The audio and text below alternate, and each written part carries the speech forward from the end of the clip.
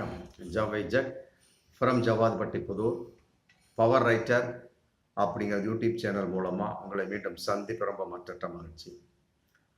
அத்தோட எங்கள் சேனலை சப்ஸ்கிரைப் பண்ணுங்கள், பெல் பட்டன் அழுத்த மறந்துடாதீங்க. அத்தோட எல்லாத்துக்கும் ஷேர் பண்ணுங்கள். அதாவது இஸ்லாமிய உலகில் ஒரு தனித்த ஒரு கம்பீரமான ஒரு குரல், குறிப்பாக தமிழகத்தில், இந்திய அளவில் கூட சொல்லலாம், அவருடைய ஒரு பாடல் இல்லாத ஒரு இஸ்லாமிய கல்யாணம் கிடையாது, ஒரு நல்ல ஒரு விசேஷங்கள் கிடையாது. அந்த அளவுக்கு இஸ்லாமிய உலகத்தை, குறிப்பாக தமிழக அளவில் வளைத்து போட்ட ஒரு பெருமை அப்படின்னா அது நாகூர் இஎம் ஹனீஃபா அவர்களை தான் சார். அவருடைய பேர் ஒரிஜினல் முகமது ஹனீஃபா. இஎம் அப்படிங்கிறது அப்பா பேர் இஸ்மாயில், முகமது இஸ்மாயில். அதை ஷார்ட்டா இஎம் ஹனீஃபா, இஸ்மாயில் முகமது ஹனீஃபா.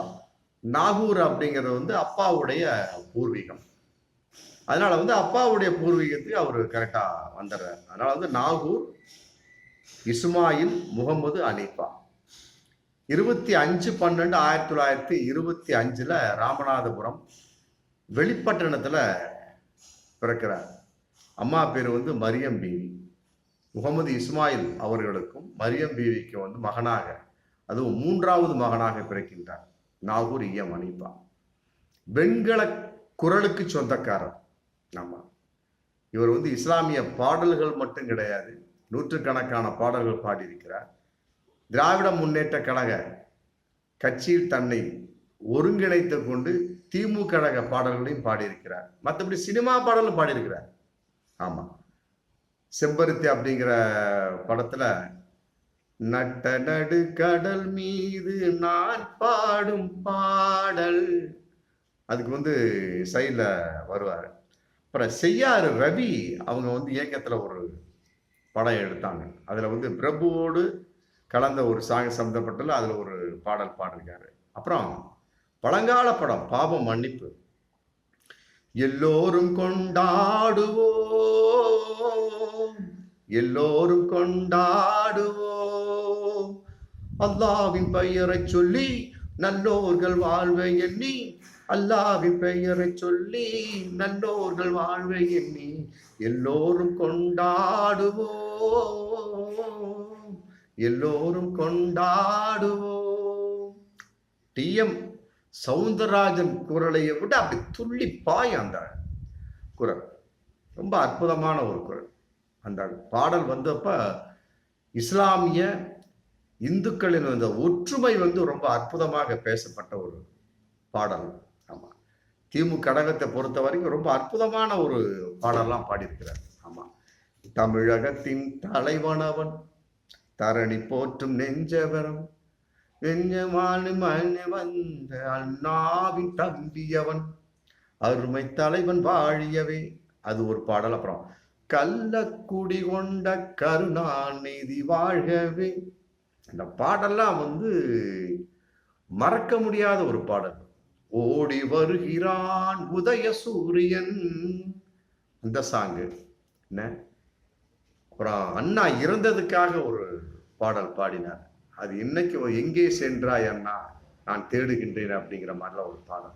அதெல்லாம் இன்னைக்கும் காலத்தால் அழிக்க முடியாத ஒரு பாடல். அதாவது பொதுவா ஒரு குரல் அப்படின்னா பிறகு மாறும். தமிழக சினிமாவே எடுத்துக்கலாம். ஃபர்ஸ்ட் தியாகராஜ பாதவர், அப்புறம் சோன் டிஆர் மகான் சொல்லிட்டு ஏகப்பட்ட குரல்கள் வந்துட்டு இருந்தாங்க, நடிச்சுக்கிட்டு பாடினாங்க, அப்படியே போயிட்டு இருந்தாங்க. அப்புறம் டிஎம் சவுந்தரராஜன் வந்தாரு. அவரு கடைசி வரைக்கும் தன்னுடைய ஈடுகட்ட முடியல. அதுக்கு பின்னால எஸ்பி பாலசுப்ரமணியம், கேஜே ஜேசுதாஸ், ஜெயச்சந்திரன் இப்படி வரிசையா வந்துகிட்டே இருந்தாங்க. அப்ப என்ன அது டிஎம் சவுந்தரராஜன் குரல் அப்படியே மக்களால் ஒதுக்கப்படுகிறது. அப்புறம் மலேசியா வாசுதேவன், அப்புறம் எஸ்பி பாலசுப்ரமணியம் சொல்லிட்டு அப்படியே போயிட்டு இருக்கு. இன்னைக்கு எங்கேயோ போயிடுச்சு ஆச்சுங்களா. இந்த மாதிரி குரல்கள் மாறிக்கொண்டே இருக்கும். எல்லா ஃபீல்டு எடுத்துக்கிட்டீங்கன்னா குரல் மாறிக்கிட்டே இருக்கும்.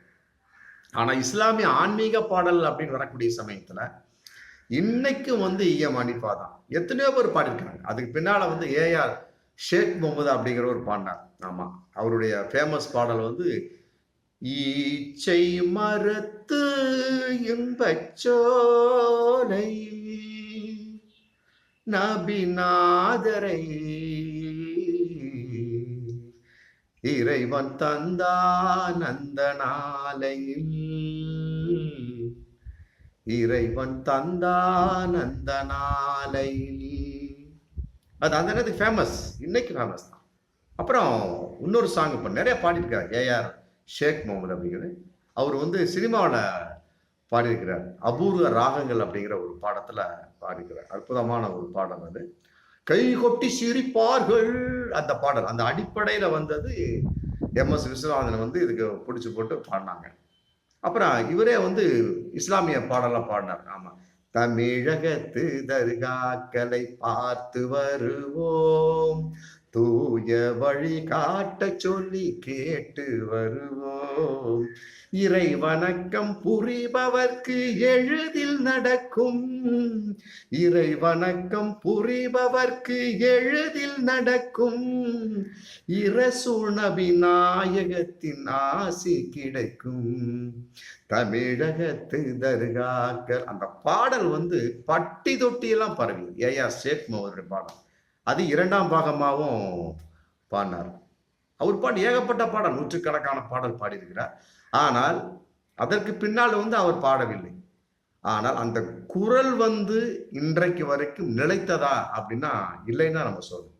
ஆமா, ஆனா ஏன் மணிஃபாவுடைய குரல் அப்படி கிடையாது. ஏகப்பட்ட பாடல்கள். அருள் மழை பொழிவாய் ரகுமானி, அருள் மழை பொழிவாய் ரகுமானி, ஆலமெல்லாம் அழகாய் படைத்தோனே, அண்ணல் நபியை தந்தோனே. சரியான சார். அதை விட இன்னொரு, அந்த இறைவனிடம் கையேந்துங்கள், அவன் இல்லை என்று சொல்லுவதில்லை. அது சாதி மதம் இனம் மொழியை கடந்து ஒழித்த ஒரு பாடல். நம்ம இன்னைக்கு கூட சில இந்து மக்கள் அந்த இதுல அந்த பாடலை நான் கேட்டிருக்கேன். சபரிமலை கோயிலுக்கு போறாங்க இல்லையா, அப்போ வந்து கட்டாயமா இந்த இறைவனிடம் கையேந்துகள் பாடலையும் அல்லாவை நாம் தொழுதால் அவர் பாடலையும் கட்டாயமா பாடுவாங்க. அவங்க வந்து அந்த தர்காவுக்கு ஃபாத்தியா கொடுத்துட்டு தான் சபரிமலைக்கு போகணும். ஆமா, வவாரி சாஹிப்பு வாவேரி சாமின்னு சொல்லுவாங்க. இன்னைக்கு அந்த பாடல் ஒழிச்சு இந்த ரெண்டு பாடல் மெயினா பாடுவாங்க. பள்ளிக்கட்டு சபரிமலைக்கு கள்ளும் முள்ளும் காலுக்கு மெத்தை சுவாமியே ஐயப்போ ஐயப்போ சுவாமியே. அந்த பாட்டு பாடுறாங்களா இல்லையோ எனக்கு தெரியாது. நான் 2-3 பூஜையில கலந்துருக்கிறேன். ஆனா நாகூர் ஹனீஃபா பாடிய அந்த இறைவனிடம் கையேந்துங்கள் அப்படிங்கிற பாடலும் அல்லாவை நாம் தொழ அப்படிங்கிற பாடல் கட்டாயமா அந்த பூஜையில பாடுவாங்க. அந்த அளவுக்கு சாதி மதத்தை கடந்து இன்னைக்கு வந்து நாகூர் ஹனீஃபா அவங்க இன்னைக்கு நம்ம மக்கள் மனசுல நின்றுட்டாங்க. அவங்க பிறந்தது வந்து 25/12/1925 ராமநாடுல வெளிப்பட்ட இடத்துல பிறந்தாங்க. இன்னைக்கு 2020 கரெக்டா நூற்றாண்டு. அதை வெளிப்படுத்தும் விதமாக திமுக கழகத்தினுடைய இன்றைய முதலமைச்சர் ஆமா தளபதி ஐயா அவங்க வந்து நாகப்பட்டினத்துல வந்து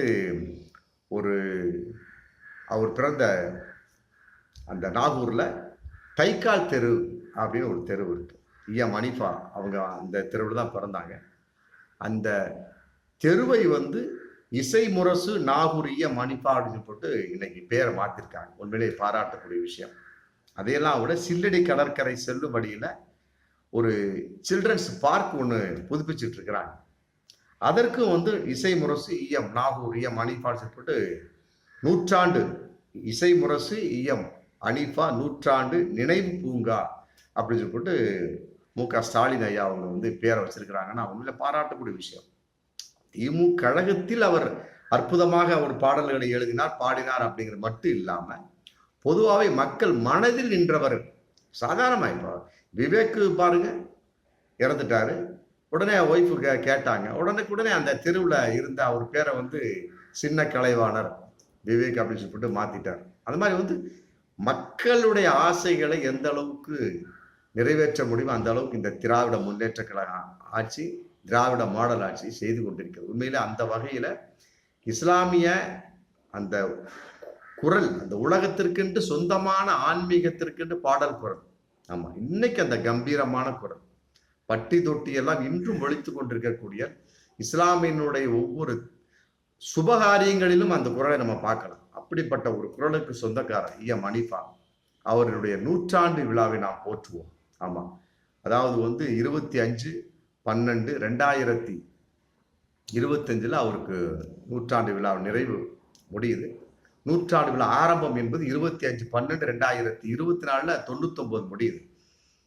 100ஆண்டு ஆரம்பம் அப்படிங்கிறது 26/12/2024 ஸ்டார்ட் ஆகுது. 25/12/2025 ஸ்டார்ட் ஆயிரும். நல்லா புரிஞ்சுக்கிட்டா 24/12/2024 99 முடியுது. நல்லா புரிஞ்சுக்கிட்டீங்களா?